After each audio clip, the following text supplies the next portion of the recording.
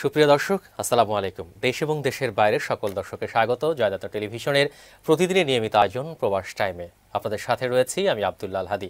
আপনারা জানেন প্রবাস টাইমে আমরা কথা বলার চেষ্টা করি সাম্প্রতিক বিশ্ব, সাম্প্রতিক বাংলাদেশ এবং প্রবাসীদের জীবনযাত্রা নিয়ে। এবং আমাদের সাথে উপস্থিত থাকেন বা যুক্ত হয়ে থাকেন বাংলাদেশের বিভিন্ন প্রান্ত থেকে সম্মানিত অতিথিরা। তারই ধারাবাহিকতা আমাদের সাথে যারা আজকে অতিথি রয়েছেন, আলোচনার শুরুতেই তাদের সাথে আমরা আপনাদেরকে পরিচয় করে দিতে চাই। আমাদের সাথে আজকে রয়েছেন ডক্টর মোহাম্মদ মনারুল ইসলাম, অর্থ সামাজিক উন্নয়ন বিশেষজ্ঞ, প্রকল্প পরিচালক, পল্লী দারিদ্র বিমোচন ফাউন্ডেশন; নাজমা খানম, সম্মানিত চেয়ারম্যান, উপজেলা পরিষদ, মনিরামপুর, যশোর; এজিএম শামসুল হক, সম্মানিত যুগ্ম সাধারণ সম্পাদক, ঢাকা মহানগর উত্তর বিএনপি; এবং আলহাজ মোহাম্মদ চান মিয়া, সম্মানিত সভাপতি, বাংলাদেশ বঙ্গবন্ধু কর্মজীবী লীগ কেন্দ্রীয় কমিটি এবং ভাইস চেয়ারম্যান, জাগরণী টেলিভিশন। সকলকেই আমন্ত্রণ জয়দাত্রা টেলিভিশনের পক্ষ থেকে। আমরা শুরুতেই যাচ্ছি যেখানে রয়েছেন ডক্টর মোহাম্মদ মনারুল ইসলাম, সম্মানিত আর্থ সামাজিক উন্নয়ন বিশেষজ্ঞ, প্রকল্প পরিচালক, পল্লী দরিদ্র বিমোচন ফাউন্ডেশন। আপনি আমাদের সাথে রয়েছেন, আপনি আমাদের আলোচনা শুনছিলেন। আমরা যেমনটি বলার চেষ্টা করছিলাম যে আমরা প্রবাস টাইমে কথা বলে থাকি সাম্প্রতিক বিশ্ব, সাম্প্রতিক বাংলাদেশ এবং প্রবাসীদের জীবনযাত্রা নিয়ে। আলোচনার শুরুতেই আপনার সাথে কথা বলতে চাই যে আপনি জানেন যে বঙ্গবন্ধুর জন্ম শতবার্ষিকী চলছে এবং সেটিকে লক্ষ্য রেখেই আপনারা একটি স্লোগানকে সামনে রেখে আপনাদের কার্যক্রম পরিচালনা করে যাচ্ছেন। দারিদ্র্যমুক্ত দেশ করার প্রত্যয়ে আপনাদের কার্যক্রম পরিচালিত হচ্ছে। এবং আপনি আরও জানেন যে এই যে করোনা সংক্রমিত হয়েছে গোটা বাংলাদেশ তথা সারা বিশ্বে, তো এই পরিস্থিতিতে দারিদ্র্যমুক্ত দেশ করার লক্ষ্যে বা যে সমস্ত মানুষ এই মুহূর্তে দারিদ্র্য সীমার নিচে বাস করছে বা দারিদ্র্য আক্রান্ত হয়েছে, তাদের জন্য আপনাদের আসলে বিশেষ কি পরিকল্পনা রয়েছে বা কোনো প্রকল্প আছে কিনা? ধন্যবাদ আব্দুল্লাহ আল হাদি ভাই। এই সমসাময়িক একটি বিষয় উত্থাপন করার জন্য আমি সর্বপ্রথম জয়যাত্রা টেলিভিশনের সকল দর্শক, শুভনাধ্যায়ী এবং এর সাথে যারা জড়িত আছে তাদেরকে আমি সুস্বাগতম জানাচ্ছি পল্লী দারিদ্র্য বিমোচনের পক্ষ থেকে। আপনারা জানেন যে কোভিড-19 এর পরবর্তী আমাদের করণীয় এবং কোভিড চলাকালীন পিডিবিএফ এর কি করণীয় আপনি নিঃসন্দেহে জানেন যে এই একটি বৈশ্বিক প্রভাবকে আমরা মোকাবেলা করতে যাচ্ছি। যে প্রভাব মোকাবেলা করার জন্য আসলে বাংলাদেশ আগে থেকে কখনোই প্রস্তুত ছিল না। বাংলাদেশ যখন প্রথম এই চীনের যখন থেকে আমরা চীনের হুয়াই প্রদেশ থেকে যখন আমরা প্রথম এই কোভিড-19 সম্পর্কে জানতে পারি, আমরা পল্লী দারিদ্র বিমোচন ফাউন্ডেশন থেকে আমরা কিন্তু একটা ব্যবস্থা নিয়েছিলাম যে এই দরিদ্র অসুবিধাগ্রস্ত মানুষ যারা গ্রামে বাস করে, যাদের আর্থসামাজিক উন্নয়নের সাথে পিডিবিএফ সরাসরি জড়িত, প্রায় 11 লক্ষ মানুষের সাথে পিডিবিএফ দীর্ঘদিন ধরে তাদের জীবনযাত্রা মান উন্নয়নে, তাদের আর্থসামাজিক উন্নয়নে এবং তাদের উন্নত জীবন, বিশেষ করে লাইভলিহুড ইমপ্রুভমেন্টের মধ্যে কাজ করে আসছে। আপনি জানেন এই পরিস্থিতিতে মাননীয় প্রধানমন্ত্রী জননেত্রী শেখ হাসিনার নেতৃত্বে আমরা যখন এগিয়ে যাচ্ছিলাম, যখন দারিদ্রতা বাংলাদেশে 21.8% এসে দাঁড়িয়েছিল, সেই মুহূর্তে এই একটি আমরা ক্ষতিকর প্রভাবের একটি সম্মুখীন হয়েছি। আপনারা জানেন ইতিমধ্যে 1,20,00,000 মানুষ কিন্তু আর্থসামাজিকের নিচে অর্থাৎ দারিদ্র সীমার নিচে কিন্তু চলে এসেছে। যদি পার্সেন্টেজ বলি তাহলে 35% মানুষ কিন্তু এখন তাহলে হিসাবে দেখা যায় কি 21%, যেখানে আর্থসামাজিক উন্নয়নের আমরা অগ্রগতি ছিল 21%, অর্থাৎ দারিদ্র সীমার হার ছিল যখন 21%, এইটি বর্তমানে বেড়ে দাঁড়িয়েছে 35%। এখন পিডিবিএফ এর এই মুহূর্তে করণীয় কি? পিডিবিএফ এর এই মুহূর্তে যে প্রকল্পগুলি হাতে নিয়েছে, যে সকল মানুষ তাদের উৎপাদিত পণ্য যারা বাজারজাতকরণ করা, এই সকল মানুষকে যেন তাদের পণ্যের একটা চ্যানেলাইজড করা, অর্থাৎ এই রংপুর, দিনাজপুর, ঠাকুরগাঁ এই প্রত্যন্ত অঞ্চলের মানুষ তারা কৃষি পণ্য বিভিন্ন ধরনের সামগ্রী ঢাকার সাথে কিভাবে চ্যানেলাইজড করা যায় সেই কাজটা আমরা করছি। তাদের মার্কেট সুবিধার ব্যবস্থা আমরা করছি এবং তাদের এই ঋণের টাকা যখন তাদের, অবশ্যই আপনি জানেন যে এই একটি মহামারীর প্রভাবে যখন ঋণের পরিমাণ, ঋণের টাকা দরকার হয়েছে, আপনি এটাও জানেন আমরা 2 মাস কিন্তু তাদের কাছে আমরা কিন্তু শুধু সহযোগিতা দিয়েছি। বর্তমান যে সহযোগিতা আমাদের টাকা আদায় নেয়, তাদেরকে ঋণ সহযোগিতা প্রদান করা, অর্থাৎ তারা যেন ঘুরে দাঁড়াতে পারে। আপনি জানেন এর জন্য পিডিবিএফ দারিদ্র বিমোচন, বিশেষ করে আত্মকর্মসংস্থান জন্য, এবং আমরা জানেন যে ইনকাম জেনারেটিং অ্যাক্টিভিটিস, অর্থাৎ তাদের দক্ষতা এবং সক্ষমতা আছে, সেই দক্ষতা এবং সক্ষমতাকে কাজে লাগানো। সামনে যে আপনি জানেন যে বিশাল আমাদের এই রংপুরের একটা নীরব বিপ্লব আছে, আপনি জানেন বিফ ফ্যাটেনিং, এখানে গরু মোটা তাজাকরণ করে। মানুষ কিন্তু শোয়ার ঘরের থেকে কিন্তু গরুর ঘরটা অনেক সময় পরিষ্কার রাখে। মানুষ নিজে ফ্যানের নিচে থাকে না, কিন্তু গরুটাকে ফ্যানের নিচে রাখে। কারণ ওই একটি গরুর দাম 4 থেকে 5 লক্ষ টাকা, কোনোটা 1 থেকে 2 লক্ষ টাকা, অর্থাৎ 80,000 টাকার নিচে নাই। এই যে আমি গতকাল সরেজমিনে আমি গঙ্গাচড়ার গজঘন্টা ইউনিয়ন পরিদর্শন করেছি। আজকে আমি সরেজমিনে আমি পীরগাছা উপজেলা কার্যালয় সহ আমরা প্রত্যন্ত অঞ্চল আমরা দেখেছি যে মানুষ তার উন্নয়ন কর্মকাণ্ডকে ত্বরান্বিত করার জন্য তাদের কি সহযোগিতা প্রয়োজন। এই মুহূর্তে সবচেয়ে মানুষের সহযোগিতা প্রয়োজন তাদের পাশে দাঁড়ানো, তাদের যে সক্ষমতা এবং সম্মানিত প্রকল্প পরিচালক, আপনি আপনার আলোচনায় যেমনটি গুরুত্বপূর্ণ বেশ কিছু বিষয় তুলে নিয়ে আসছেন, তার মধ্যে একটি কথা যে আপনারা এখনো কিন্তু মানুষকে ঋণ বিতরণ করতে যাচ্ছেন বা করে যাচ্ছেন তাদের সহযোগিতার জন্য। সেক্ষেত্রে কিন্তু ঋণের যে কিস্তি সেটি আদায় করছেন না, বা অনেক ক্ষেত্রে কিন্তু সরকারের পক্ষ থেকেও বিধিনিষেধ আরোপ করা হয়েছে। তো সেক্ষেত্রে আপনারা যদি নতুন করে কোনো ঋণ বিতরণ করতে যান, সেক্ষেত্রে আপনাদের তহবিলের যে যোগান সেটি আপনারা আসলে কিভাবে পাচ্ছেন? যদিও বাংলাদেশ ব্যাংক থেকে একটি কিন্তু বিশেষ তহবিল গঠন করা হয়েছে। ধন্যবাদ হাদি ভাই, আপনি একটি সুন্দর কথা উপস্থাপন করেছেন। এই মুহূর্তে আমাদের যে রিভলভিং লোন ফান্ড আছে, সেই রিভলভিং লোন ফান্ড দিয়ে আমরা চাচ্ছি যে ঋণের টাকা সচল রাখা। মানুষের কাছে কিস্তি আদায় বড় কথা না, এই সময় তাদেরকে সাপোর্ট দেওয়া। যদি এই সময় যদি আমরা প্রকৃত সাপোর্ট দিতে না পারি, তাহলে তো আমাদের পাশে থাকার কোনো মানে হয় না। আপনি আরেকটা জানেন, প্রায় আমাদের এখানে 700 কোটি টাকা তাদের কিন্তু সঞ্চয় আছে। এই সময় আমরা মানুষকে কিন্তু সেভিংস তাদের আমরা ফেরত দিচ্ছি, যার যেটা চাচ্ছে। অর্থাৎ মানুষ যদি তার প্রয়োজন মতো সঞ্চয়টি ফেরত যদি না পায়, তাহলে তো তাদের আমাদের কাছে সঞ্চয় রেখে তাদের লাভ কি। অর্থাৎ আমরা ঋণকে কি মানবীকরণ করতে চাচ্ছি। আপনি জানেন আমরা ক্ষুদ্র উদ্যোক্তার উপর বেশি এই মুহূর্তে আমরা যোগ দিচ্ছি, কারণ আপনি জানেন ইতিমধ্যে কৃষিতে কিন্তু বাংলাদেশে নীরব বিপ্লব ঘটেছে। আপনি যদি একটি পরিসংখ্যান দেখেন, যদি মাছের ক্ষেত্রে যদি বাংলাদেশে কিন্তু যে কালচার মাছ, সেটা কিন্তু ভিয়েতনামকেও বাংলাদেশ ছেড়ে এসেছে, অর্থাৎ বাংলাদেশ কিন্তু 4 নাম্বার পজিশন। যদি ওপেন ওয়াটার মাছ যদি দেখেন, সেখানে কিন্তু বাংলাদেশের পরিমাণ, বাংলাদেশের পজিশন কিন্তু 3 নাম্বারে। আপনি ধানের ক্ষেত্রে যদি দেখেন, এবছর কিন্তু 3,60,000 মেট্রিক টন ধান উৎপাদন করে বিশ্বের কিন্তু রেকর্ড সৃষ্টি করেছে। অর্থাৎ চীন এবং ভারতের পরে ইন্দোনেশিয়াকে কিন্তু পাস করে বাংলাদেশ কিন্তু দ্বিতীয় অবস্থানে। যদি আপনি কাঁঠালের ক্ষেত্রে দেখেন, বাংলাদেশ কিন্তু এখানে 2 নাম্বার পজিশনে। আপনি আমের ক্ষেত্রে যদি দেখেন, তাহলে বাংলাদেশের পজিশন কিন্তু 7 নাম্বারে। অর্থাৎ এই যে কৃষি ভিত্তিক মানুষের কর্মকাণ্ড এনহ্যান্সমেন্ট করা, এটি কিন্তু আমাদের, কারণ কৃষির সাথে যারা জড়িত তাদের দক্ষতা এবং সক্ষমতাকে কাজে লাগিয়ে তাদেরকে ঋণ সহায়তা যদি এই মুহূর্তে যদি আমরা না দেই, তাহলে এই মানুষগুলো ঘুরে দাঁড়াতে পারবে না। আমার সহজ কথা হলো, এই যে 22% থেকে 35% মানুষ যে দারিদ্র সীমার নিচে চলে গেল, এই মানুষকে উঠায় নিয়ে আসতে হবে। এবং তাদেরকে যদি সক্ষমতার মধ্যে আমরা যদি না আনতে পারি, তাহলে দেশের অর্থনীতি মারাত্মকভাবে বিপর্যস্ত হবে। সম্মানিত প্রকল্প পরিচালক, আপনি জেনে থাকবেন এবং পল্লী দারিদ্র বিমোচন ফাউন্ডেশন কৃষিকে ঘিরে বিভিন্ন প্রকল্প নিয়েও কাজ করে থাকে। আপনি জানেন যে এই মুহূর্তে বাংলাদেশে গবাদি পশুকে ঘিরে একটি নতুন রোগ দেখা দিয়েছে, লাম্পি স্কিন ডিজিজ, যার কারণে অনেক পশু এবং অনেক গবাদি পশু কিন্তু মারা যাচ্ছে। তো সেক্ষেত্রে আপনাদের কোনো প্রকল্প ক্ষতিগ্রস্ত হচ্ছে কিনা, বা আর যদি হয়েও থাকে সেক্ষেত্রে আসলে আপনাদের ফাউন্ডেশনের পক্ষ থেকে সেই সব কৃষকদের সহযোগিতার জন্য কি কি কর্মসূচি নিয়েছেন? ধন্যবাদ হাদি ভাই, আপনি একটি অত্যন্ত সময় উপযোগী একটা কথা বলেছেন। আপনারা জানেন যে আমাদের উপজেলা হলো একটা রিসোর্স সেন্টার। পল্লী দারিদ্র বিমোচন ফাউন্ডেশন কিন্তু প্রত্যেকটা উপজেলার সাথে সম্পৃক্ত। আপনারা জানেন এখানে প্রাণী সম্পদ কর্মকর্তার সাথে আমরা সম্পৃক্ত, মৎস্য উন্নয়ন কর্মকর্তার সাথে আমরা জড়িত, আমরা কৃষি কর্মকর্তার সাথে সরাসরি সম্পৃক্ত।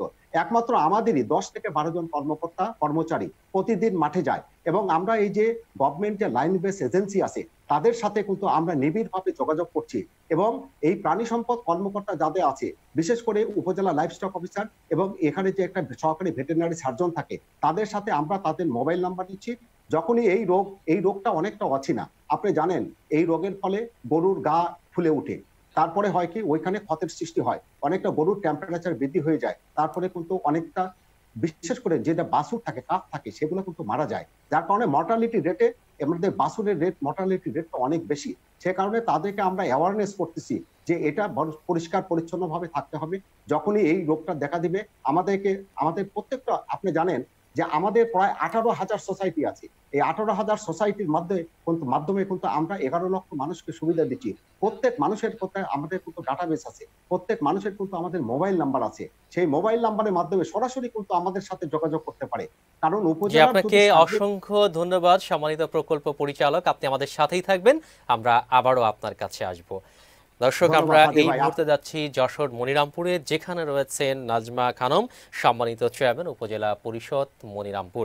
আপনি আমাদের সাথে রয়েছেন, আপনি আমাদের আলোচনা শুনছিলেন। আমরা যেমনটি কথা বলছিলাম, পল্লী দারিদ্র বিমোচন ফাউন্ডেশনের সম্মানিত পরিচালক, তার সাথে তিনি বলছিলেন যে এই সংকটময় মুহূর্তে যে কৃষকদের পাশে দাঁড়ানো এবং কৃষকদের সাথে যদি এবং কৃষকদের পাশে যদি দাঁড়ানো যায় তাহলে দেশের অর্থনীতি সচল থাকবে এবং এই কৃষকগুলোকে যদি বাঁচানো যায়। তো আপনার উপজেলা পরিষদের পক্ষ থেকে কৃষকদের ঘিরে বা কৃষককে নিয়ে আপনাদের কোনো বিশেষ পরিকল্পনা আছে কিনা?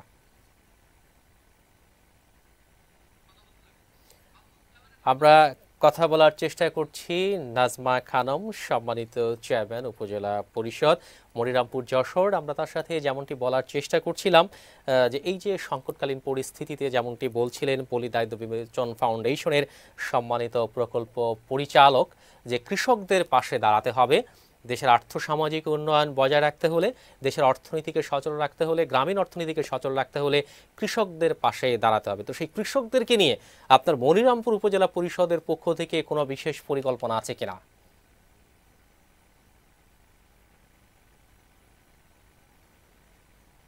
মাস বাজেট সম্প্রতি শেষ হয়েছে। যেহেতু সরকার কৃষককে নিয়ে অনেক বেশি চিন্তা ভাবনা করছে, এই দেশের ওই করোনা ভাইরাসের জন্য সরকারের যে মজুত ছিল খাবার, সেই মজুত করা খাবার অনেক অংশেই দরিদ্র অসহায় মানুষের জন্য ইতিমধ্যে শেষ হয়ে গিয়েছে। এই জন্য সরকারের মূল উদ্দেশ্য দেশের এক টুকরো জমিও যেন ফেলে না রাখে, সবাইকে সেইভাবে মাননীয় প্রধানমন্ত্রী নির্দেশনা দিয়েছেন। সেই নির্দেশনা অনুযায়ী আমাদের কৃষি অফিস ইতিমধ্যে বিভিন্ন প্রকারের প্রকল্প তারা হাতে নিয়েছেন। আমি দেখেছি তারা বিভিন্ন পর্যায়ে বীজ, গাছের চারা, বিভিন্ন সবজির চারা, সার তারা ইতিমধ্যে বিনা মূল্যে কৃষকদের মাঝে তারা বিতরণ করছে এবং তারা চেষ্টা করছে যে চারাগুলো তারা তাদের মাঝে দিচ্ছে, এর একটি চারাও যেন মারা না যায়। এই চারাগুলো সঠিক পরিচর্যা করে সেই চারাতে যেন আমরা ফল হয় এবং এই বাংলার মানুষ যেন ফুলে ফলে এবং অন্যান্য সবজিতে মানে পরিপূর্ণ করতে পারি এবং এই আমরা যেটা আমাদের মানে বেশি খরচ হয়ে গেছে সেই খরচটি যেন আমরা এখান থেকে উঠাতে সক্ষম হই।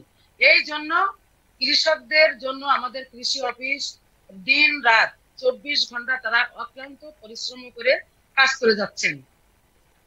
আরেকটি অভিযোগ এর বাইরে জি জি বলুন, আপনি বলুন। এর বাইরে আমরাও আমার পরিষদের পক্ষ থেকেও আমরা চেষ্টা করছি আরো কিছু প্রকল্প আমরা নিজেরা হাতে নিয়ে যেন কৃষকদের সবসময় তাদের পাশে থেকে তাদের উৎসাহ দিয়ে আমরা যেন এই কৃষি কাজে তাদেরকে বেশি উদ্বুদ্ধ করতে পারি এবং তারা যেন এই কৃষি কাজ করতে যে কোনো প্রকার কোনো সমস্যায় না পড়ে, যেমনটি সার, যেমনটি বীজ বা চাষ আবাদের ক্ষেত্রেও যেন তারা কোনো সমস্যায় না পড়ে, সেই জন্য আমরাও কিছু প্রকল্প হাতে নিব বলে আমরা চিন্তা ভাবনা করেছি। জি, সম্মানিত চেয়ারম্যান, আরেকটি বিষয় নিয়ে আপনার সাথে কথা বলতে চাই যে কৃষকদেরকে ঘিরে অনেক সময় কিন্তু একটি অভিযোগ শোনা যায় যে কৃষকরা তাদের উৎপাদিত পণ্যের ন্যায্য মূল্য পান না। সেক্ষেত্রে বাজার মূল্যকে অনেকাংশে দায়ী করা হয়ে থাকে, মধ্যস্বত্বভোগীদের দৌরাত্ম্যকে দায়ী করা হয়ে থাকে এবং যেমনটি বলছিলেন আমাদের সম্মানিত প্রকল্প পরিচালক যে কৃষকরাও কিন্তু তাদের কাছ থেকে ঋণও নিয়ে থাকে এবং একটা পর্যায়ে কিন্তু এই ঋণের টাকা তাদেরকে ফেরত দিতে হয়। তো কৃষকরা যদি ন্যায্য মূল্য থেকে বঞ্চিত হয় তাহলে তাদের যে ঋণ গ্রহণ সেটা কিন্তু ফেরত দেওয়া তাদের জন্য কষ্ট হয়ে পড়ে। তা আপনি একজন জনপ্রতিনিধি হিসেবে কৃষকদের উৎপাদিত পণ্যের ন্যায্য মূল্য নিশ্চিতকরণে কোনো উদ্যোগ নিয়েছেন কিনা? উদ্যোগ ব্যক্তিগতভাবে ওইভাবে নেওয়া হয়নি, তবে বর্তমানে যে সরকার কর্তৃক যেটা সরকারিভাবে ধান এবং চাল ক্রয় হচ্ছে আমার মনিরামপুর উপজেলায়, সেখানে দেখা গিয়েছে সরকার ধানের যে নির্ধারিত রেট মূল্য করে দিয়েছে সেই মূল্য এবং বাজারে স্বাভাবিকভাবে যে মূল্যটা আছে প্রায় সমান সমান।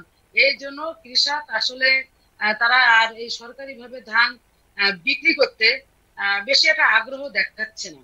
তো সেই ক্ষেত্রে আমার মনে হয়েছে যে এই ধানের বাজার মূল্যটা যদি সরকারি ভাবে আর একটু বৃদ্ধি করা হয়, তাহলে আমার মনে হচ্ছে ধানটা কৃষকরা সরকারি ভাবে সরকারের কাছে তারা বিক্রি করতে পারবে বা বিক্রি করবে। আপনি জানেন যে যেহেতু এই বছর বৃষ্টি হয়েছে বেশি, কৃষকদের ধান কিন্তু অনেক বেশি মাঠেই নষ্ট হয়ে গেছে। অনেক কষ্ট করে অনেক খরচ করে তাদেরকে কিন্তু ধান ঘরে উঠাতে হয়েছে। আর করোনা ভাইরাসের কারণে মানুষের আয় ইনকাম ব্যবসা বাণিজ্য সবকিছুই বন্ধ ছিল। এই কারণে মাঠে কিন্তু ধান থাকতেই কৃষক কিন্তু আড়তদারের কাছ থেকে অনেকাংশে টাকা নিয়ে নেই। সেই ধানটা উঠাই সেই ধান সঙ্গে সঙ্গে আড়তদারের গোডাউনে কিন্তু দিয়ে দেওয়া লাগে, কারণ বিভিন্ন রকমের চাপ থাকে। এই ইরিধান করতে গেলে অনেক খরচ হয় কৃষকের, পানির টাকা, সারের টাকা, অন্যান্য খরচ খরচা মিলায়ে তারপরে বিভিন্ন দোকানের তাদের হালখাতার একটা প্রেশার থাকে। এই কারণে তারা কিন্তু ধানের টাকাটা অগ্রিম অনেক কৃষকই অগ্রিম নিয়ে নেয়, যার কারণে সরকারি ভাবে এই ধানটা তারা বিক্রি করতে কৃষকরা আগ্রহ হারিয়ে ফেলতেছে। যে আপনার সাথে আরেকটি এই বিষয় জন্য নিয়ে আমি কথা বলতে সরকারের কাছে চাই। আপনি জানেন আপনাদের যে এই করোনা পরিস্থিতি বাংলাদেশ তথা গোটা বিশ্বই সংক্রমিত, তা আপনি একজন জনপ্রতিনিধি হিসেবে আপনার উপজেলার মানুষের জন্য এই সংকটকালীন পরিস্থিতি থেকে পরিত্রাণ পাওয়ার জন্য, তাদের সুরক্ষিত রাখার জন্য কি কি উদ্যোগ নিয়েছেন? তাদেরকে সুরক্ষিত রাখার জন্য আমরা আমার মনিরামপুরে যখনই যে প্রান্তে শুনি যে একটি করোনা রোগী শনাক্ত হয়েছে, আমরা সঙ্গে সঙ্গে সেই এলাকায় উপজেলা প্রশাসনকে সঙ্গে নিয়ে সেই বাড়িতে যে সেই বাড়ি লকডাউন করা সহ তার যাবতীয় চিকিৎসার ব্যবস্থা আমরা করে থাকি, যেন ওই মানুষটার জন্য আর একজন পাশে যেন আক্রান্ত না হয়, আমার এখানে রোগীর সংখ্যা যেন না বাড়ে, সেই ব্যাপারে আমরা সবসময় ব্যবস্থা করে থাকি। আর এর বাইরে গত 26শে মার্চ থেকে লকডাউন শুরু হওয়ার সঙ্গে সঙ্গে আমি ব্যক্তিগতভাবে আমার এলাকার অসহায় মানুষের পাশে আমি সমস্ত খাদ্য সামগ্রী নিয়ে তাদের পাশে দাঁড়িয়েছি।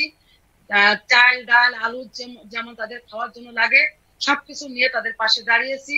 পাশাপাশি মাস্ক বিতরণ করেছি, হ্যান্ড স্যানিটাইজার আমি বিতরণ করেছি এবং তাদেরকে বোঝাতে চেয়েছি যে এই করোনা ভাইরাস আসলে এটা নিয়ে কোনো ভয়ের কোনো কারণ নাই। এটি নিয়ে যদি আমরা নিজেরা একটু সচেতন হয়ে চলি, তাহলে এই করোনা ভাইরাস থেকে আমরা সম্পূর্ণভাবে মুক্ত হতে পারবো। কারণ এটি এমনই একটি রোগ, যে রোগটি আমরা দেখতে পারছি না, বুঝতে পারছি না, শুধুমাত্রই অনুভব করতে পারছি। এর এমন কোনো ঔষধও এখনো পর্যন্ত সারা বিশ্বের কোনো দেশ এই ঔষধ এখনো যে আপনাকে অসংখ্য ধন্যবাদ সম্মানিত চেয়ারম্যান উপজেলা পরিষদ মনিরামপুর যশোর। আপনি আমাদের সাথেই থাকবেন, আমরা আবারও আপনার কাছে আসব। আমরা এবারে যাচ্ছি যেখানে রয়েছেন এজিএম শামসুল হক, সম্মানিত যুগ্ম সাধারণ সম্পাদক, ঢাকা মহানগর উত্তর বিএনপি। আপনি আমাদের সাথে রয়েছেন, আপনি আমাদের আলোচনা শুনছিলেন। যেমনটি বলছিলেন যে করোনা যুদ্ধকালীন পরিস্থিতিতে সকলেই সংক্রমিত, সেখানে দলমত নির্বিশেষে সকলের এগিয়ে আসার কথা। তো সেখানে এই যে আপনার এই যে সংকটকালীন পরিস্থিতি, সকল রাজনীতিবিদদের এখনও একত্রিত না হতে পারা, পাল্টাপাল্টি একে অপরের বিরুদ্ধে অভিযোগ, এবং সরকার দলের পক্ষ থেকে যেমনটি বলার চেষ্টা করা হচ্ছে যে বিএনপির পক্ষ থেকে কিন্তু প্রয়োজনীয় সহযোগিতা জনসাধারণ পাচ্ছে না, এই অভিযোগটির প্রেক্ষিতে আপনি কি বলবেন? ধন্যবাদ আপনাকে, জয়যাত্রা টিভি সহ আপনারা যারা এটার সাথে জড়িত আছেন সবাইকে। তো আপনি যে কথাটা বলেন যে আসলে আপনি একটা কথা বলি যে আপনার প্রশাসন যন্ত্রটা হলো আপনাদের হাতে, সকল কিছু চালিকা শক্তি হচ্ছে আপনাদের হাতে, সরকারের হাতে। তো সেই ক্ষেত্রে বিএনপি, আমরা জানেন আমাদের বিএনপির যে মহাসচিব উনি বরাবরই বলে আসছেন যেহেতু এটা একটা বৈশ্বিক মহামারী, বিশ্বব্যাপী সর্বত্রই মানুষ আক্রান্ত এখানে, সেই ক্ষেত্রে এত বড় একটি মহামারীকে মোকাবেলা করা সরকারের একার পক্ষে সম্ভব নয়। সেই জন্য এটা সর্বদলীয় ভাবে এটা কমিটি করে ঐক্যবদ্ধভাবে এটা মোকাবেলা করা উচিত। কিন্তু আমাদের দল থেকে বরাবরই সাহায্যের জন্য, সহযোগিতা করার জন্যই উদাত্ত আহ্বান জানানো হচ্ছে কয়েকবারই, কিন্তু এ ব্যাপারে সরকার তার নিজস্ব দৃষ্টিভঙ্গি, চিন্তা চেতনা অনুযায়ী এগিয়ে যাচ্ছে। তো আমরা সহযোগিতা কিভাবে করব? আমরা তো আমাদের দল থেকে অলরেডি বলা হয়েছে যে আমরা সহযোগিতা করতে চাই, আমরা ঐক্যবদ্ধভাবে, যেহেতু বৈশ্বিক মহামারী সেই জন্য করতে চাই। কিন্তু সরকার এই ব্যাপারে কোনো পদক্ষেপ নিয়েছে না, শুধু অভিযোগ, শুধু ব্লেম গেম দিয়ে যাচ্ছে। আমরা পাশাপাশি দেখতে পাচ্ছি যে যখন থেকে এই এই করোনা ভাইরাস যে প্রাদুর্ভাব হয়েছে বাংলাদেশ, বিশেষ করে মার্চের শুরু থেকে আমি মনে করি ব্যাপকভাবে আস্তে আস্তে শুরু হয়ে যাচ্ছিল, তখন থেকেই সরকার যেভাবে এটাকে গুরুত্ব দিয়ে প্রয়োজনীয় পদক্ষেপ নেওয়ার কথা ছিল সেভাবে কিন্তু হাঁটেনি। তো যার কারণে এই অবস্থা দেখেন আজকে দিন দিন সারা পৃথিবীর অন্যত্র যেখানে কমে যাচ্ছে প্রাদুর্ভাবটা, কিন্তু বাংলাদেশে দিন দিন বেড়ে যাচ্ছে। আপনি জানেন আজকেও প্রায় 40 জন রোগী মারা গিয়েছে এবং প্রায় 3000-এর ঊর্ধ্বে আক্রান্ত হয়েছে, পরীক্ষায় পজিটিভ হয়েছে। তো আমরা মনে করি আমাদের পক্ষ থেকে, আমাদের দলের পক্ষ থেকে, বিএনপির পক্ষ থেকে সহযোগিতা করার এত বড় একটা মহামারী, এটা যেমন সরকারের পক্ষে সম্ভব নয়, এটা বিএনপির পক্ষে সম্ভব নয়, এটা সম্মিলিতভাবে এখানে দলমত নির্বিশেষে সকলকে নিয়ে এত বড় একটা মহামারীকে মোকাবেলা করার জন্য প্রয়োজনীয় পদক্ষেপ নেওয়া প্রয়োজন বলে আমরা মনে করি। কিন্তু আপনার সাথে আরেকটি বিষয় নিয়ে কথা বলতে চাই, সম্মানিত যুগ্ম সাধারণ সম্পাদক। আপনি জানেন আমাদের সাথে একজন জনপ্রতিনিধিও রয়েছেন, যিনি মনিরামপুর উপজেলা পরিষদের সম্মানিত চেয়ারম্যান। আপনারা যারা রাজনীতি করেন, আপনারা যারা জনপ্রতিনিধি, তাদের কাছে কিন্তু জনমানুষের বিভিন্ন সংকটকালীন সময়ে প্রত্যাশা থাকে অনেক বড় যে আপনারা তাদের পাশে দাঁড়াবেন। কিন্তু আমরা দেখেছি যে অতি সাম্প্রতিক সময়ে সরকারি দলীয় একজন সংসদ সদস্যের কারণে গোটা বাংলাদেশের ভাবমূর্তি কিন্তু অনেকটাই আপনার নিম্নমুখী হয়েছে। যেটি আপনি জানেন যে কুয়েতে যে সংসদ সদস্য অর্থ পাচার এবং আপনার মানব পাচারের অভিযোগে এখনও আটক রয়েছেন, কারাবন্দী রয়েছেন। একজন জনপ্রতিনিধি যদি এ সমস্ত কর্মকাণ্ডের সাথে জড়িত হয়ে যায়, তাহলে সেটি সত্যিকার অর্থেই আপনারা যারা রাজনীতিবিদ, আপনারা যারা জনপ্রতিনিধি, তাদের জন্য আসলে কতটা দুর্ভাগ্যজনক। ধন্যবাদ আপনাকে, যেটা আসলে সত্যিকার ভাবেই আপনি একটা ভালো জিনিস তুলে ধরেছেন। আপনি দেখেছেন যে সেখানে সেই কুয়েতে সেই সরকার যে পদক্ষেপ নিল, অনেকে গ্রেপ্তার করলো, সেখানে আপনি দেখেছেন যে আমাদের সেই দেশের যে আমাদের এই অ্যাম্বাসাডার, আমাদের দেশের প্রতিনিধি, তিনি তাকে সাহায্যের জন্য নিয়ে এগিয়ে যাচ্ছেন। কিন্তু দুষ্ট লোকের তো শাস্তি হতেই হবে, বরঞ্চ এ ব্যাপারে সরকারের অবস্থান ক্লিয়ার করা দরকার। উনি যদি ওনাকে সাপোর্ট দেয় যে ওনাকে করার জন্য, সেভ করার জন্য, তো হবে না। সত্যিকার যিনি অপরাধী হবে তাকে তো আপনাকে পানিশমেন্ট পেতে হবে। তো আমি মনে করি যে যে জিনিসটা আপনি বললেন এটা অত্যন্ত একটা অ্যালার্মিং ব্যাপার।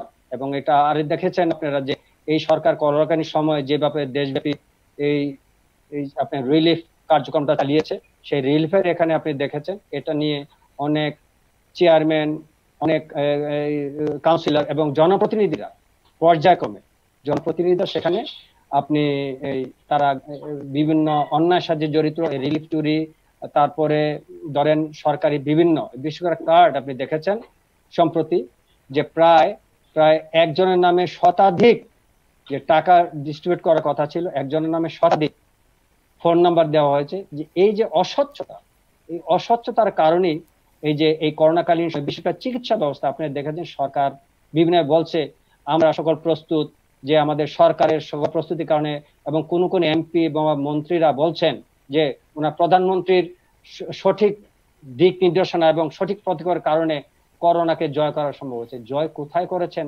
আমরা জানি না, জনগণ জানে না কোথায় জয় হয়েছে। কিন্তু পর্যায়ে আপনি দেখেছেন যে এখন পর্যন্ত একটিও আইসিইউ কোন অ্যাম্বুলেন্স বাংলাদেশে নাই। কোন রোগী যদি কোন হসপিটালে যায়, গেলে এইখানে নাই, ওখানে যান, এভাবে করতে করতে রোগীরা মারা যাচ্ছে। তারপর সঠিকভাবে যে এই কিটের মাধ্যমে কিট সংকট দেখা দিয়েছে। যে এই যে অবস্থাটা, হযবরল অবস্থা স্বাস্থ্য ব্যবস্থায়, যে সরকার বলছে যে উন্নয়নের মহাসড়কে উন্নয়নের সয়লাভ হয়ে গেছে, কোথায় উন্নয়ন? বিশেষ করে এই একটা স্বাস্থ্য খাত, এই করার কারণে আমরা সামনে চলে আসছি। স্বাস্থ্য খাত নিয়ে আমরা বাকি সব মন্ত্রণালয় বাদ দিলাম, স্বাস্থ্য খাতে আপনি দেখেন কত বড় সমস্যা এখানে বিরাজ করছে।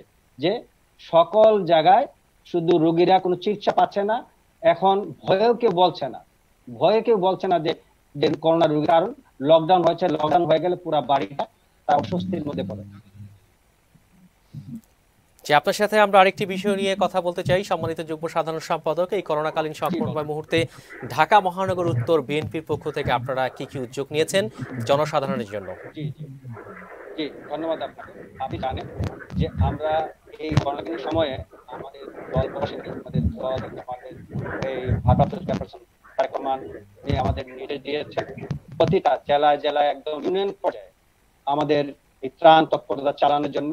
আপনারা ইতিমধ্যে জেনেছেন বিভিন্ন জায়গায়, যদিও আমরা মিডিয়ার সাপোর্ট তো ওইভাবে আপনারা পাই না, কিন্তু আমরা মানবিক দৃষ্টিকোণ থেকে আমরা মিডিয়ার থেকে দৃষ্টিকোণ না করে আমাদের নিজ উদ্যোগে আমরা আমাদের বিশেষ করে ঢাকা মহানগর উত্তরে প্রতিটা থানায় ইউনিয়নে আমরা এই ত্রাণ, এই চাল গম যা আছে যেগুলো মানুষের নিত্য প্রয়োজনীয় যে জিনিসপত্র ব্যবস্থা করেছি ঢাকা শহরে।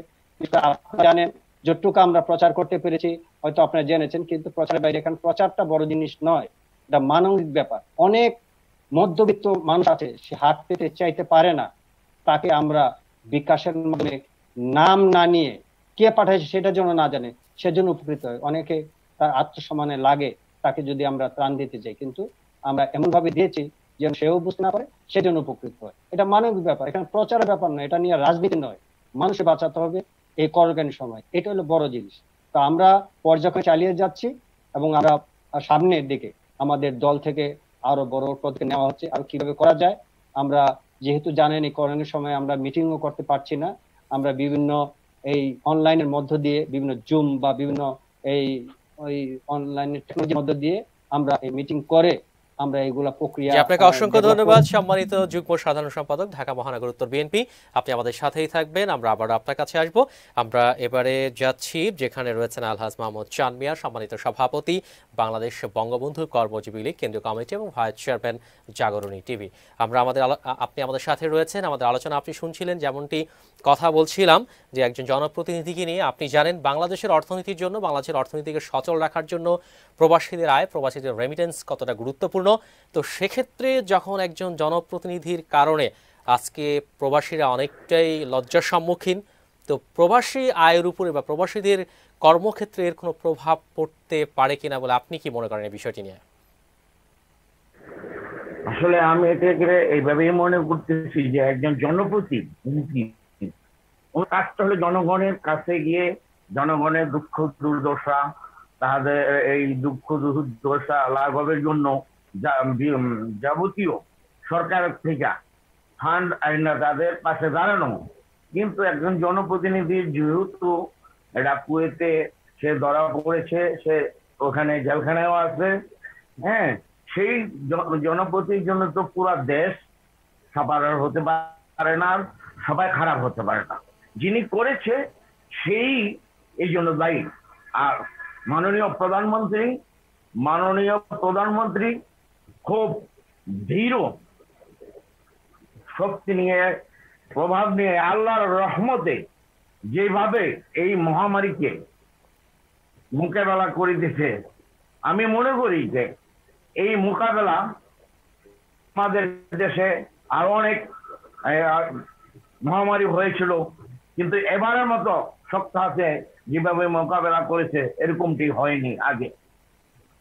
আমি ধন্যবাদ জানাই মাননীয় প্রধানমন্ত্রীকে যে তিনি সাথে সাথে এই করোনা থেকে মুক্ত পাওয়ার জন্য এবং দরিদ্র মানে বিশেষ করে দরিদ্র মানুষ, মধ্যবিত্ত মানুষ সেই জন্য উনি মানে ৭৭,৬০০,০০,০০,০০০ টাকা এই বরাদ্দ দিয়েছে। গুটি কয়েক চেয়ারম্যান, মেম্বার এবং কাউন্সিলরের জন্য পুরো আওয়ামী লীগ দায়ী হতে পারে না, পুরো আওয়ামী লীগ সরকার দায়ী হতে পারে না। আমি বলতে চাই যে এটার মধ্যে সবার আওয়ামী লীগ, বিএনপি তথা সব ধরনের মানে দলের এগিয়ে আসা উচিত। এটা একটা দেশের পুরো পৃথিবী নিয়ে এই মহামারীটা শুরু হয়েছে। এখানে শুধু ওই আওয়ামী লীগের কথা বললেই হবে না। হ্যাঁ, উনি সরকার আছে, উনি যতটুকু করার তার চেয়ে কম করছে না, এখনো উনি করে যাচ্ছে। এই যে মেডিকেলে যেখানে সিট নেই, যেখানে আইসিইউ নেই, সেখানে আইসিইউ দেওয়ার ব্যবস্থা করতেছে এবং উনি যেই সাহায্য দিয়েছে, এই সাহায্যগুলো কিন্তু মানে আমাদের এক একটি মানুষের তুলনায় কিন্তু অনেক।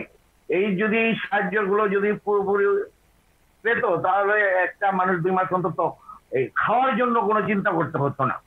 তবে আমি বলবো যে আওয়ামী লীগ সরকার যেটা করছে এটা অনেক করছে, এবং আমাদের সামনের দিক দিয়া আরো করবে, এবং মহামারী যেভাবে মোকাবেলা করা যায় আল্লাহর অশেষ রহমত ছাড়া এই মহামারী কারোর পক্ষে একা সম্ভব নয়। এই মহামারী এসেছে আল্লাহর পক্ষ থেকে, আর এটা সমাধান করবেন আল্লাহ। কিন্তু আমাদের সরকার, আর যেহেতু উনি এই বাংলাদেশের সরকার, তো উনি তো কম করতেছে না, উনি তো করতেছে ওনার সাধ্য মতো উনি করতেছে। এই দেশে দেখেন উন্নয়নের দিকে যদি যাই আমরা, এই যে একজনের একটা কথা বললো যে উন্নয়ন কিন্তু অনেক, এই 2-3 বারে যে উন্নয়ন হয়েছে অনেক হয়েছে। পদ্মা সেতুর মতো একটা সেতু আমাদের মাননীয় প্রধানমন্ত্রী মানে জোর বল মানে শক্তি বলে মানে মায়ার মানুষের দিকে এই দেশের টাকায় অর্থনীতিতে এই পদ্মা সেতু হচ্ছে। আর মাত্র বোধহয় 1টি বছর আমরা এই পদ্মা সেতু ব্যবহার করতে পারবো। তাহলে মাননীয় প্রধানমন্ত্রী তো কম করছে না।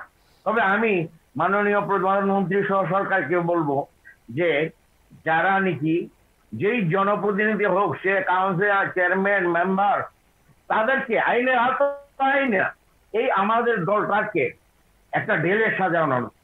কারণ 2-4 জন মানুষের জন্য একটা দল খারাপ হইতে পারে না। সম্মানিত সভাপতি, আপনি যথার্থই বলেছেন, এবং আপনার আলোচনা থেকে আমরা আরেকটি বিষয় নিয়ে কথা বলতে চাই। আপনি যেমনটি উন্নয়নের কথা বলছিলেন, আপনি জানেন যে এই মুহূর্তে মানুষের জীবন সংকটাপন্ন, স্থবির হয়ে পড়েছে, দেশের অর্থনীতি তথা গোটা বিশ্বের অর্থনীতি স্থবির হয়ে পড়েছে। সেক্ষেত্রে আসলে এই অর্থনীতির যে স্বাস্থ্য, জীবন ও জীবিকার যে গুরুত্ব, মানুষের যে সুরক্ষা, সেটি আসলে দরকার, নাকি এখনো উন্নয়নের রাজনীতি দরকার? কোনটি দরকার? আমি বলি যে এখন যে মহামারী, এখন মানুষকে উন্নয়নের মানে মানুষকে, যেই মানুষ অসুস্থ হয়েছে, যারা অসুস্থ হচ্ছে মহামারীকে, এটাকে আগে মোকাবেলা করা দরকার। কারণ এটাকে মোকাবেলা না করলে যদি আমরা মানুষ জাতি যদি না বাঁচি, তাহলে এই দেশকে চালাবে কে, করবে কাজ? হ্যাঁ, আমি মনে করি যে আমাদের দেশে যে দরিদ্র মানুষরা আছে, যারা প্রতিনিয়ত কাজ না করলে খেতে পারে না, আমাদের দেশে মধ্যবিত্তরা আছে যারা মোটামুটি ভালো ছিলেন, কিন্তু তারা কিন্তু সাহায্যের জন্য আসছেও না, আবার তাদের কাছে আমরা কেউ যাচ্ছিও না। তবে আমার মতে যে এই মধ্যবিত্তদের খোঁজ খবর নিয়ে তাদেরকে সাহায্য করাটা উচিত। আমি নিজেও করেছি আমার এলাকায়, আমি নিজে ঢাকাতে করেছি। আমি দরিদ্র মানুষকে 2-3 বার মুখ মানে মাস্ক থেকে শুরু করে 2-3 বার আমি সাহায্য প্রদান করেছি আমাদের এলাকায়। তবে এখানে আমাদের যে কাউন্সিলর ওমর ফারুক, সে আমাকে অনেক বাধাগ্রস্ত করেছে, আমি প্রশাসনের তো কিছু বাধাগ্রস্ত হয়েছি। হ্যাঁ, আমরা সরকারের পাশাপাশি যারা ব্যবসায়ী আছি, আমরা যদি এই মুহূর্তে এই মহামারীর সময় যদি মানুষের সাথে, সম্মানিত সভাপতি, আপনি বাংলাদেশ আমি সহযোগিতা না করতে পারি, তাহলে তো এটা একা সরকারকে দোষ দিলে হবে না। সরকার একা সবকিছু সম্ভব না। সরকার কিন্তু আমাদেরকে দিয়ে, জনপ্রতিনিধিকে দিয়েই কিন্তু সরকার দেশ পরিচালনা করে। যে সম্মানিত সভাপতি, আপনি যেমনটি বলছিলেন, আপনি বাংলাদেশ বঙ্গবন্ধু কর্মজীবী লীগের কেন্দ্রীয় কমিটির সভাপতি, আপনি নিজেই সামাজিক কর্মকাণ্ড করতে গিয়ে বলছেন আপনি বাধার সম্মুখীন হয়েছেন প্রশাসনের পক্ষ থেকে, বিভিন্ন রাজনৈতিক প্রতিপক্ষের পক্ষ থেকে, এবং আমরা থেকে অতি সাম্প্রতিক সময় দেখেছি যে বিএনপির পক্ষ থেকে বিবৃতি দিয়ে যে অভিযোগটি করা হয়েছে যে তাদের ত্রাণ তৎপরতার ক্ষেত্রে সন্ত্রাসী হামলা হয়েছে, তাদেরকে বিভিন্নভাবে বাধা প্রদান করা হচ্ছে। তাহলে এই যে বাধা প্রদানের বিষয়টি আসলে কি সত্যি? তাহলে আমি অন্য এলাকাটা তেমন একটা বেশি জানি না। আমার নারায়ণগঞ্জ সিটি কর্পোরেশন 1 নম্বর ওয়ার্ডের যে কাউন্সিলর, উনি প্রতিনিয়ত আমাকে বাধা দিয়ে যাচ্ছেন, এবং সাহায্য করতে গেলে আমাকে সেখানে যেতে দেওয়া হচ্ছে না। তারপর আপনার এখানকার যে জনগণ বাড়িঘর করেও তার জন্য শান্তি পাচ্ছে না। এই ধরনের লোককে আমি মনে করি আওয়ামী লীগের মতো একটা বড় দল এই ধরনের লোককে তার দলে রাখতে পারে না। হ্যাঁ, আর প্রশাসন বুঝেনই তো, লোকাল প্রতিনিধিদের সাথে তাদের আপনাকে অসংখ্য ধন্যবাদ সম্মানিত সভাপতি। আপনি আমাদের সাথেই থাকবেন, আমরা আবারও আপনার কাছে আসবো। আমরা আবারও যাচ্ছি রংপুরে, যেখানে রয়েছেন সম্মানিত প্রকল্প পরিচালক পল্লী দারিদ্র বিমোচন ফাউন্ডেশন। আপনি জানেন যে করোনা সংকটকালীন যে সময়টি চলছে, ভবিষ্যৎ অনিশ্চিত, আমরা কতদিন নাগাদ আমরা এর থেকে পরিত্রাণ পাবো আমরা কেউই জানি না। তো সেই অনাগত ভবিষ্যতের দিনগুলোকে ঘিরে সমাজের যে নিম্ন আয়, অসহায়, দরিদ্র শ্রেণীর মানুষ রয়েছে, আপনার যারা ঋণগ্রহীতা রয়েছে, আপনার সংগঠনে যারা সুবিধাভোগী রয়েছে, তাদেরকে ঘিরে ভবিষ্যৎ কোনো পরিকল্পনা আপনাদের রয়েছে কিনা সে বিষয়টি নিয়ে যদি সংক্ষেপে বলতেন। ধন্যবাদ আব্দুল্লাহ হাদি। আপনি জানেন আমি কয়েকটি বিষয় আমি সম্মানিত মনিরামপুর উপজেলা চেয়ারম্যান মহোদয়ের জ্ঞাতার্থে একটু জানাতে চাই। আমাদের পল্লী উন্নয়ন সমবায় মন্ত্রণালয়ের মাননীয় প্রতিমন্ত্রী মহোদয় জনাব স্বপন ভট্টাচার্য স্যার ইতিমধ্যে একটি প্রকল্প নিয়েছে, ওনার কাছে আছে। উনি মন্ত্রণালয় থেকে আমাদের 1 মাসের মধ্যে এই প্রকল্পটি আমাদের পরিকল্পনা কমিশনে যাবে। আপনি জানেন যে স্বকর্মসংস্থান সৃষ্টির মাধ্যমে দারিদ্র বিমোচন এই প্রকল্পটি আমরা নিয়েছি, আমরা বৃহত্তর 4টি জেলা। আপনি জানেন যে যশোর জেলার যে উপজেলাগুলো আছে, ঝিনাইদহ, মাগুরা এবং নড়াইল, এই 21টা উপজেলার জন্য আমরা প্রায় 78,000 মানুষ কোভিড পরবর্তী কিভাবে কর্মসংস্থান হতে পারে। বিশেষ করে আপনি জানেন যে এই মনিরামপুর তথা বৃহত্তর যশোরে আপনি ফুল চাষের জন্য আমাদের এখানে অর্থনৈতিক একটা ব্যবস্থাপনা আমাদের রয়েছে। আপনি জানেন ওইখানে শাকসবজির আমরা বলি যশোর একটা সবজি বেল্ট, মাগুরা একটা সবজি বেল্ট। আপনি এটাও জানেন যে ওইখানে আমাদের গবাদি পশুর একটি পকেট রয়েছে। অর্থাৎ মানুষকে যদি স্বকর্মসংস্থান সৃষ্টি যদি আমরা করতে না পারি, তাহলে এই কোভিড পরবর্তী আমরা মোকাবেলা করতে আমরা পারবো না। আর একটা কথা আমি সকলের জ্ঞাতার্থে একটু বলতে চাই, এই কোভিড মোকাবেলা একটি বৈশ্বিক পরিস্থিতির মধ্যে আমরা আছি। আমি ব্যক্তিগতভাবে মনে করি, আমার সংগঠনের পক্ষ থেকে মনে করি যে আসলে এটি দোষারোপ করার কোনো জায়গা নয়। আমরা যেখান থেকে পারি আমাদের প্রফেশনাল জায়গা থেকে যদি আমরা দায়িত্ববোধটুকু যদি আমরা পালন করতে পারি, তবেই আমরা এই দরিদ্র অসহায় মানুষের পাশে আমরা দাঁড়াতে পারি। আপনি যথার্থই বলেছেন যে কোভিড-19 জন্য আমরা ক্ষতিগ্রস্ত মানুষ কতদিন স্থায়িত্ব হবে, আমরা আসলে এই বিষয়টি আমরা জানি না। তবে আমরা একটা কথা বিশ্বাস করি যে বৈশ্বিক যে প্রভাব এসেছে অন্য যে দেশের, বিশেষ করে আমেরিকা এবং ইউরোপের যে দেশগুলোতে, আমরা একটা পর্যায়ে কিন্তু ডাউনওয়ার্ড পজিশনে দেখেছি। হয়তো আমি ওই বিষয়ের বিশেষজ্ঞ নয়, তবে যেটি মনে করি আমাদের এক পর্যায়ে কিন্তু ডাউনওয়ার্ড হবে। কিন্তু মানুষের জীবন জীবিকা কিন্তু সচল রাখতে হবে। মানুষকে যদি আমরা খাওয়াতে না পারি, মানুষকে যদি কর্মসংস্থান, আপনাকে অসংখ্য ধন্যবাদ সম্মানিত প্রকল্প পরিচালক। আমরাও আপনার সাথে আশাবাদী যে সামনের দিনগুলোতে আমরা খুব শীঘ্রই স্বাভাবিক অবস্থায় ফিরে যাব এবং যারা মানুষের পাশে আছেন তারা সকলেই তাদের সামর্থ্য অনুযায়ী ভবিষ্যতের দিনগুলোতেও পাশে থাকবেন। আমরা আবারও যাচ্ছি মনিরামপুর যশোরে, যেখানে রয়েছেন সম্মানিত উপজেলা পরিষদের চেয়ারম্যান। আপনি আপনার উপজেলার জনসাধারণের উদ্দেশ্যে, কৃষকদের উদ্দেশ্যে, নিম্ন আয়ের মানুষের জন্য বিশেষ কোনো নির্দেশনামূলক কিছু বলতে চাইলে আপনি বলতে পারেন সংক্ষেপে। ধন্যবাদ। আমার এলাকায় আসলে দরিদ্র মানুষের বসবাসই বেশি। এরা অধিকাংশই এই যে বিভিন্ন রকমের এনজিওর কাছ থেকে তারা ঋণ নিয়ে তারা বিভিন্ন রকমের ব্যবসা বাণিজ্য করে তারা চলে। আসলে দীর্ঘদিন এই এনজিও সংস্থা তারা তাদের যে ঋণের কিস্তিটাও তারা নিচ্ছে না। আসলে তাদেরকে আমি ধন্যবাদ জানাই, ঋণের কিস্তি যেহেতু নিচ্ছে না। তা আমার মনে হয় যে আগামী জুলাই মাস থেকে যদি তারা সহনীয়ভাবে কিস্তি নিয়ে আবার নতুন করে তাদেরকে লোনের ব্যবস্থা করে, আমার মনে হয় তারা তাদের ব্যবসা বাণিজ্য বলেন, অনেকে ইঞ্জিন ভ্যান বা বিভিন্ন রকমের যানবাহন কিনে তারা চালায় নিজেদের জীবন জীবিকা রক্ষা করে। তাহলে আমার এটা পরামর্শ যে এনজিও তারা স্বল্প পরিসরে ঋণের কিস্তি নিয়ে তাদেরকে আবার আস্তে আস্তে করে কিছু ঋণ সহায়তা দিই, তাহলে তারা আরো তাদের জীবন মানের উন্নয়ন হবে বলে আমি মনে করি। আর আমি আমার উপজেলা পরিষদ থেকে আমি ব্যক্তিগতভাবে আমি মনে করি আমার সরকার, আমার মাননীয় প্রধানমন্ত্রী, তিনিও এই অসহায় মানুষের জন্য অনেক কাজ করে যাচ্ছেন। আমাদের এখানে বিভিন্ন পর্যায়ের টাকাও বরাদ্দ দিচ্ছে এই মানুষের পাশে দাঁড়ানোর জন্য, মানুষের জন্য কাজ করার জন্য। মানুষের ঘর দিচ্ছে, টিন দিচ্ছে, খাবার দিচ্ছে, সবকিছু সরকার দিচ্ছে। আমরা সরকারের সাথে থেকে যারা বিত্তবান মানুষ আছি সবাই সরকারকে সাহায্যের হাত বাড়িয়ে সরকারকে সহযোগিতা করি। সরকারের এই কাজকে আরো ত্বরান্বিত করার জন্য আমরা সবাই মিলে সাহায্য করি। জি, আপনাকে অসংখ্য ধন্যবাদ সম্মানিত চেয়ারম্যান, এবং আমরা আশাবাদী ভবিষ্যতের দিনগুলোতেও আপনার এই সহযোগিতার হাত জনমানুষের প্রতি থাকবে। আমরা আবারও যাচ্ছি যেখানে রয়েছেন যুগ্ম সাধারণ সম্পাদক ঢাকা মহানগর উত্তর বিএনপি। আপনি আপনার মহানগর উত্তর বিএনপির পক্ষ থেকে আপনার জনসাধারণের উদ্দেশ্যে, বিএনপি নেতাকর্মীদের উদ্দেশ্যে কিছু বলার থাকলে আপনি বলতে পারেন। চলতেই থাকবেন। সম্মানিত যুগ্ম সাধারণ সম্পাদক ঢাকা মহানগর উত্তর বিএনপি। জি জি, তো আমরা, আপনি জেনেছেন যে আমরা ঢাকা মহানগর উত্তর বিএনপিতে আমরা তো ত্রাণ কার্য যথেষ্ট আমরা পরিচালনা করেছি। বিশেষ করে জানেন এই গত 7 তারিখে আপনারা জানেন আমাদের ঢাকা মহানগর উত্তর বিএনপির সাধারণ সম্পাদক বীর মুক্তিযোদ্ধা তিনি ত্রাণ কার্য করতে গিয়ে উনি আক্রান্ত হয়েছিলেন এবং উনি ইন্নালিল্লাহি উনি মারা গিয়েছেন। তো যাক, হায়াতমতের মালিক আল্লাহ।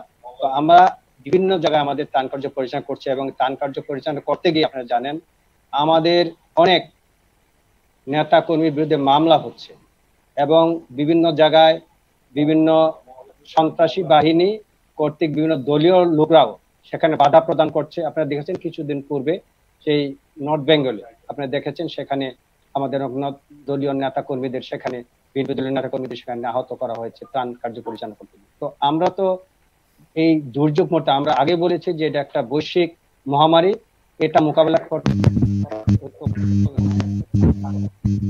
সময় নয়। এখানে হলো আমাদের মানুষকে বাঁচাতে হবে, দেশকে বাঁচাতে হবে।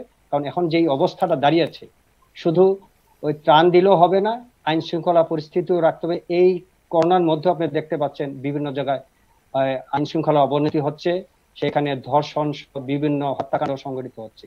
এই ব্যাপারে আমাদের সচেতন থাকতে হবে। জি, আপনাকে অসংখ্য ধন্যবাদ সম্মানিত যুগ্ম সাধারণ সম্পাদক ঢাকা মহানগর উত্তর বিএনপি। আমরা আবারও যাচ্ছি যেখানে রয়েছেন সম্মানিত সভাপতি বাংলাদেশ বঙ্গবন্ধু কর্মজীবী লীগ কেন্দ্রীয় কমিটি। আপনি আপনার এলাকার জনসাধারণের উদ্দেশ্যে কিছু বলার থাকলে সংক্ষেপে বলতে পারেন।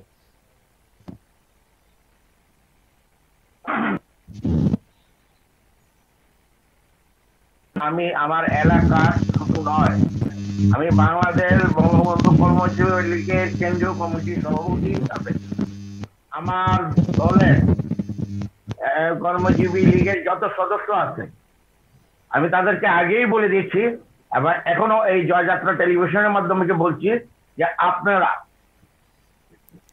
এই দরিদ্র পরিবার, মধ্যবিত্ত পরিবারের কাছে যান, যার যার সহযোগিতা করার দরকার করেন, যার তরফ থেকে যোগ্য সাধ্য অনুযায়ী আপনারা সহযোগিতা করেন। হ্যাঁ, আমাদের দেখেন নারায়ণগঞ্জের মাননীয় নারায়ণগঞ্জের 4 আসনের এমপি সাহেব উনি কিন্তু এবং 5 আসনের এমপি সহ এই যে করোনা ভাইরাসের আপনার আইসিইউ এর জন্য নারায়ণগঞ্জ 300 শয্যা হাসপাতালের সব ব্যবস্থা করেছেন এবং তিনি প্রতিদিনই এই হত দরিদ্র মানুষের সাথে মানে সহযোগিতা করে যাচ্ছেন। মাননীয় মেয়র মহোদয় উনি কিন্তু প্রথমে নারায়ণগঞ্জকে কার্ফিউ দেওয়ার জন্য অনুরোধ করেছিল মাননীয় প্রধানমন্ত্রীর কাছে, কিন্তু কার্ফিউ না দিলেও লকডাউন দিয়ে মাননীয় প্রধানমন্ত্রী অন্তত এর চেয়ে আরো বেশি মানুষ মারা যেত যদি লকডাউন না দিত। জি, আপনাকে অসংখ্য ধন্যবাদ সম্মানিত সভাপতি। আপনাদের এই যে উদ্যোগগুলো, জি বলুন। আমি বলবো যথাসময়ে যদি মাননীয় প্রধানমন্ত্রী এই পদক্ষেপ না নিতেন তাহলে এর চেয়ে এই মহামারী যেইভাবে মানুষ মারা যাচ্ছে বা গিয়েছে এর চেয়ে অনেক বেশি মানুষ মারা যেত। তাই আমি ধন্যবাদ মাননীয় প্রধানমন্ত্রীকে। আপনাকে অসংখ্য ধন্যবাদ সম্মানিত সভাপতি। আপনাদের এই উদ্যোগ অব্যাহত থাকবে আগামী দিনগুলোতে। আমরা অনুষ্ঠানের একেবারেই শেষ পর্যায়ে বিদায় নেওয়ার আগে আমরা সর্বশেষ কথা বলতে চাই যে যেখানে রয়েছেন সম্মানিত প্রকল্প পরিচালক, যে সার্বিকভাবে আপনার জনসাধারণের উদ্দেশ্যে আপনার কিছু বলার থাকলে অতি সংক্ষেপে আপনি বলতে পারেন। প্রধানমন্ত্রী সম্মানিত প্রকল্প পরিচালক, পল্লী দারিদ্র বিমোচন ফাউন্ডেশন। ধন্যবাদ আব্দুল্লাহ আল হাদী ভাই, আপনাকে ধন্যবাদ। আসলে মানুষকে কর্মসংস্থান করতে হবে, মানুষকে তার চাহিদা মাফিক ঋণের যোগান দিতে হবে। আমার আদায় বড় কথা না, মানুষের কাছে যেতে হবে, মানুষের কর্মসংস্থান সৃষ্টি করতে হবে, তার উৎপাদিত পণ্যের বাজারজাতকরণের ব্যবস্থা আমাদেরকে করতে হবে। যদি গ্রামীণ অর্থনীতিকে যদি আমরা চাঙ্গা করতে না পারি, গ্রামের মানুষের পাশে যদি দাঁড়াতে না পারি, তাহলে ৮০% মানুষ যে গ্রামে বাস করে সেই গ্রামের মানুষের যদি জীবনযাত্রার মান উন্নয়ন করতে না পারে, তাহলে মাননীয় প্রধানমন্ত্রীর প্রতিশ্রুতি যে ২১ সালের মধ্যে আমাদের যে মধ্যম আয়ের দেশ, ৩০ সালের মধ্যে আমাদের এসডিজি বাস্তবায়ন এবং ৪১ সালের মধ্যে আমরা উন্নত বিশ্বের সেই দিকে যেতে পারবো না। আমার বিশ্বাস মাননীয় প্রধানমন্ত্রী বঙ্গবন্ধু কন্যার যে প্রতিশ্রুতি দিয়েছে, বাংলাদেশের মানুষের ভাগ্য উন্নয়নে আমাদেরকে যে দায়িত্ব দিয়েছে, সেই দায়িত্বটি অক্ষরে অক্ষরে আমরা পালন করব। আপনাকে অসংখ্য ধন্যবাদ সম্মানিত প্রকল্প পরিচালক। আপনার সাথে আমরাও সকলে আশাবাদী, যার যার জায়গা থেকে সকলেই তার দায়িত্ব পালন করবেন এবং বাংলাদেশকে যে উন্নয়নের ধারা অব্যাহত শুরু হয়েছে সেই ধারায় সকলেই ধরে রাখার জন্য যার যার জায়গা থেকে ভূমিকা রাখবে। সুপ্রিয় দর্শক, আপনারা দেখছিলেন জয়যাত্রা টেলিভিশনের প্রতিদিনের নিয়মিত আয়োজন প্রবাস টাইম। সময় স্বল্পতার কারণে আমাদেরকে আজকের মতো এখানেই শেষ করতে হচ্ছে। যাওয়ার আগে ধন্যবাদ জানাতে চাই আমাদের সাথে যারা যুক্ত হয়েছিলেন সম্মানিত অতিথি হিসেবে সকলকেই। এবং সুপ্রিয় দর্শক, আপনাদের কাছে বিনীত আবেদন যে যেখানে থাকবেন নিজেকে সুরক্ষিত রাখার চেষ্টা করবেন, নিজের পরিবারকে সুরক্ষিত রাখার চেষ্টা করবেন এবং সকলেই ভালো থাকবেন সেই প্রত্যাশায় আজকের মতো বিদায়। আল্লাহ হাফেজ।